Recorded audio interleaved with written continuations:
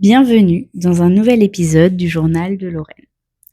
Aujourd'hui, on va faire l'épisode 6, le jour où personne n'a cru la petite fille que j'étais. Il y a des souvenirs qui restent gravés, non pas parce qu'on les comprend, mais justement parce qu'on est trop jeune pour les comprendre.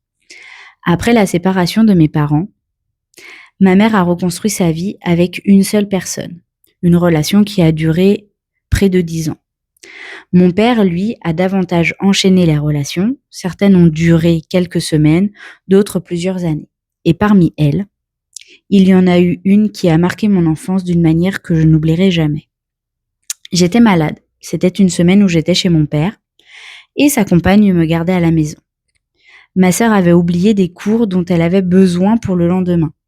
Ma mère est donc venue les déposer. Quand je l'ai vue arriver, j'étais heureuse. C'était simplement ma maman qui venait nous rendre service. Mais en quelques secondes, tout a basculé.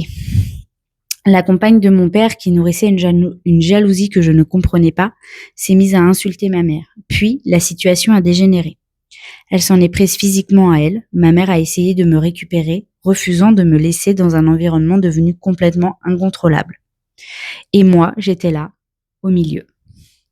J'ai vu ma mère se faire frapper, j'ai entendu des cris, j'ai ressenti cette peur immense qu'un enfant ne devrait jamais connaître.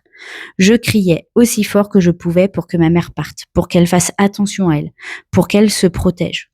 Dans la confusion, elle s'est débattue et a réussi à se dégager.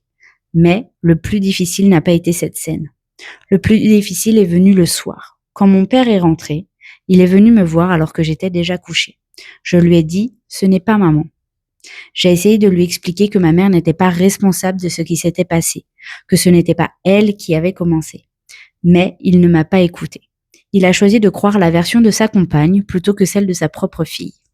Et ça, pour la petite fille que j'étais, a été un immense déchirement. Aujourd'hui, avec mon regard d'adulte, je comprends que mon père traversait lui aussi beaucoup de colère, de souffrance et de conflits liés à la séparation. Je comprends que certaines situations sont bien plus complexes qu'elles n'en ont l'air. Mais comprendre n'efface pas la douleur. Parce qu'à cet instant précis, je n'avais pas besoin qu'on m'explique les problèmes des adultes. J'avais besoin qu'on m'écoute. J'avais besoin qu'on entende ma vérité d'enfant. J'avais besoin qu'un adulte me regarde dans les yeux et me dise « je te crois ». Ce jour-là, je me suis sentie seule, avec ce que j'avais vu, seule avec ce que j'avais ressenti et avec cette impression que ma vérité n'avait pas sa place. Certaines blessures d'enfance ne viennent pas seulement de ce qui s'est passé, elles viennent aussi du silence qui suit. Des mots qui ne sont pas entendus et des émotions que l'on garde enfermées pendant des années. Si cet épisode peut laisser un message, c'est celui-ci.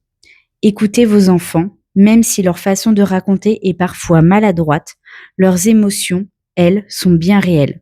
Se sentir écouté peut changer une vie.